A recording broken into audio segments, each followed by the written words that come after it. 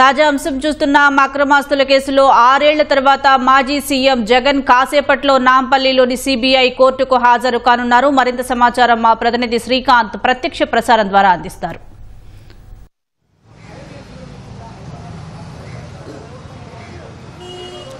CBI అధికారులు ED అధికారులు నమోదు చేసిన అక్రమాస్తుల కేసులో భాగంగా మరి కాసేపట్లో జగన్ నాంపల్లిలోని సిబిఐ కోర్టుకు విచారణకు హాజరు కానున్నారు.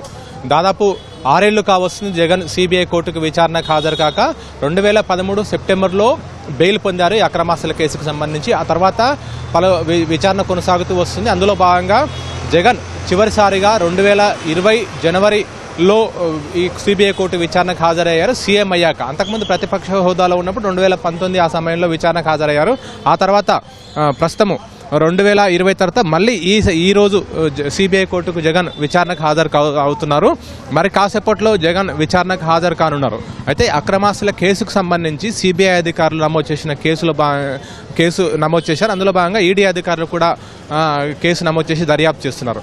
మొత్తం సిబిఐ అధికారులు 11 కేసులు, ఈడీ అధికారులు 9 కేసులు, మొత్తం 20 కేసులకు సంబంధించిన. అయితే గత నెల జగన్ యూరోప్ పర్యటన వెళ్లారు. యూరోప్ పర్యటన కోసం సిబిఐ కోర్టు అనుమతి తీసుకున్నారు. సిబిఐ కోర్టు అనుమతి తీసుకున్న సందర్భంలో కోర్టు కొన్ని షరతులు విధించింది. యూరోప్ పర్యటన ముగించుకొని తిరిగి వచ్చాక కోర్టు ఎదుట విచారణకు హాజరు కావాలని చెప్పి కూడా షరతు విధించింది. అయితే జగన్ గత నెల 13వ తేదీన యూరోప్ పర్యటన ముగించుకొని తిరిగి ఇక్కడికి వచ్చారు, స్వదేశానికి వచ్చారు. అయితే జగన్ విచారణకు హాజరు కాకుండా అతను పిటిషన్ మెమో దాఖలు చేశారు. ఏంటంటే నేను ఆన్లైన్లో విచారణకు హాజరు కావడానికి అవకాశం ఇవ్వాలని చెప్పి కూడా అనుమతి కోరారు. దీనికి సిబిఐ అధికారులు తీవ్రంగా వ్యతిరేకించారు. ఎందుకంటే జగన్కి అక్రమాస్తుల కేసుకు సంబంధించి డిశ్చార్జ్ పిటిషన్లు కొనసాగుతున్నాయి. దాదాపు 130 దాకా డిశ్చార్జ్ పిటిషన్లు ఉన్నాయి. ఆ డిశ్చార్జ్ పిటిషన్లపై రోజువారీ విచారణ కొనసాగుతుంది. ఇందులో కంపెనీలతో పాటు వ్యక్తిగతంగా చాలా మంది నిందితులందరూ కూడా డిశ్చార్జ్ పిటిషన్లు వేశారు. అందులో A1గా ఉన్న జగన్ కూడా డిశ్చార్జ్ పిటిషన్ వేశారు. దానికి సంబంధించిన డిశ్చార్జ్ పిటిషన్ల విచారణ రోజువారీగా కొనసాగుతుంది. అయితే ఈ విచారణ కొనసాగుతున్నందున జగన్ దాదాపు 6 ఏళ్లు కావస్తుంది వ్యక్తిగతంగా విచారణకు హాజరు కాకుండా. ప్రతిపక్ష హోదాలో ఉన్నప్పుడు భద్రతా కారణాలు చూపించి విచారణకు హాజరు కాలేదు. ఆ తర్వాత సీఎం అయ్యాక ప్రభుత్వ కార్యక్రమాల్లో క్షణం తీరిక లేకుండా ఉన్నానని చెప్పి ఆ కారణం చూపించి వ్యక్తిగతంగా విచారణకు హాజరు నుంచి మినహాయింపు పొందారు. ప్రస్తుతం జగన్ అంటే పరిస్థితుల విచారణకు హాజరు కావాలి. డిశ్చార్జ్ పిటిషన్లకు సంబంధించి రోజువారీ విచారణ కొనసాగుతుందన్న విషయాన్ని సిబిఐ అధికారుల తరఫున పబ్లిక్ ప్రాసిక్యూటర్ కోర్టు దృష్టికి తీసుకెళ్లారు. దీన్ని పరిగణలోకి తీసుకున్న సిబిఐ కోర్టు ఈ నెల 21వ తేదీలోపు అంటే నవంబర్ 21వ తేదీలోపు విచారణకు హాజరు కమ్మని చెప్పి కూడా జగన్ ఆదేశించింది. జగన్ 21వ తేదీలోపు అంటే 20వ తేదీ అంటే ఈ రోజు విచారణకు హాజరు కావాలని చెప్పి కూడా నిర్ణయించుకున్నారు. ప్రస్తుతం జగన్ 2013 సెప్టెంబర్ నుంచి ఈ సిబిఐ అధికారులు ఈడీ అధికారులు నమోదు చేసిన కేసుల్లో బెయిల్పై ఉన్నారు. ప్రస్తుతం దీనికి సంబంధించిన విచారణ కొనసాగుతూనే ఉంది. అయితే జగన్ ఈ నాంపల్లి సిబిఐ కోర్టుకు రానున్న దృష్టిలో అంటే మరి కాసేపట్లో ప్రస్తుతం ఏపీ నుంచి బేగంపేట విమానాశ్రయానికి ప్రత్యేక విమానం ద్వారా వచ్చి అక్కడి నుంచి రోడ్డు మార్గాన్ని ఇక్కడికి చేరుకుంటారు. దీన్ని దృష్టిలో పెట్టుకొని ఎందుకంటే ఆయన మంది మార్బలంతో వస్తున్నట్టు కూడా పోలీసులు ముందస్తే అంచనా వేశారు. ఆయన అనుచరులు కార్యకర్తలు ఇప్పటికే కొంతమంది నాయకులు వైసీపీ నాయకులు ఇక్కడికి వచ్చారు. ఇక్కడికి వచ్చినప్పుడు పోలీసులు పరిసర ప్రాంతాల్లో ఉండకుండా కూడా వాళ్ళందరినీ కూడా దూరం పంపించారు. ఎందుకంటే ఇక్కడ నాంపల్లి కోర్టులో రోజువారీ కార్యకలాపాలు కొనసాగుతుంటాయి. క్రిమినల్ కోర్టు ఇది. ఇక్కడ క్రిమినల్ కోర్టే కాకుండా సిబిఐ కోర్టు అవి కూడా ఉన్నాయి. ప్రస్తుతానికి దాదాపు రోజు వందలాది మంది న్యాయవాదులతో పాటు కక్షిదారులు కూడా ఇక్కడికి వస్తుంటారు.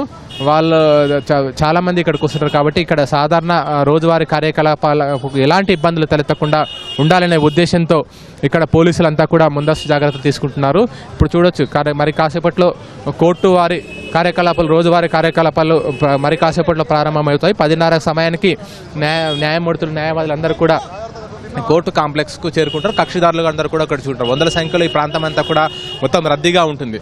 అయితే జగన్ అనుచరులు నాయకులు కార్యకర్తలు వాళ్ళంతా కూడా కొంతమంది ఇక్కడికే వచ్చారు. ఇక్కడికి వస్తే ఇక్కడ నుంచి కూడా పరిసర ప్రాంతాల నుంచి కూడా పంపించారు. కేవలం న్యాయవాదులు లేదంటే కక్షిదారులు వాళ్ళని మాత్రమే కోర్టు సిబ్బందిని మాత్రమే పోలీసులు లోపలికి పంపిస్తున్నారు. ఎందుకంటే ఒకవేళ జగన్ అనుచరులు కానీ కార్యకర్తలు కానీ వచ్చి అత్యుత్సాహం ప్రదర్శిస్తే ఇక్కడ రోజువారీ కార్యకలాపాలకు ఇబ్బంది తలెత్తుతున్న ఉద్దేశంతో పోలీసులు ముందస్తు జాగ్రత్తలు తీసుకున్నారు.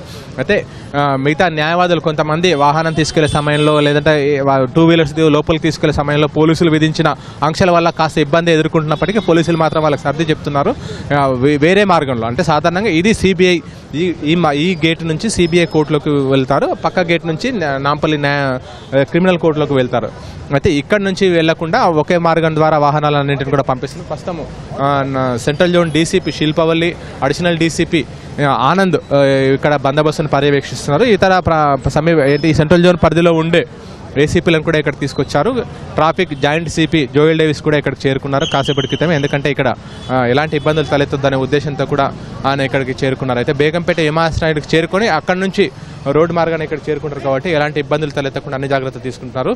సిబిఐ కోర్టులో ఈ కేసులకు సంబంధించి విచారణ జరగనుంది. మొత్తం 11 సిబిఐ అధికారులు దాఖలు చేసిన 11 ఛార్జ్షీట్లతో పాటు ఈడీ అధికారులు 9 ఛార్జ్షీట్లు దాఖలు చేశారు. మొత్తం 20 కేసులను. ఇందులో ఇప్పటికే డిశ్చార్జ్ పిటిషన్లపై సంబంధించి రోజువారీ విచారణ కొనసాగుతుంది కాబట్టి జగన్ విచారణకు హాజరు కావాలని చెప్పి సిబిఐ అధికారులు కోరిన దానికి సిబిఐ కోర్టు కూడా అంగీకరించింది. ఈ మేరకు సిబిఐ కోర్టు ఆదేశించడంతో ప్రత్యామ్నాయ పరిస్థితులు లేని దృష్ట్యా జగన్ కూడా ఇక్కడ మరి కాసేపట్లో సిబిఐ కోర్టుకు విచారణకు హాజరు కానున్నారు.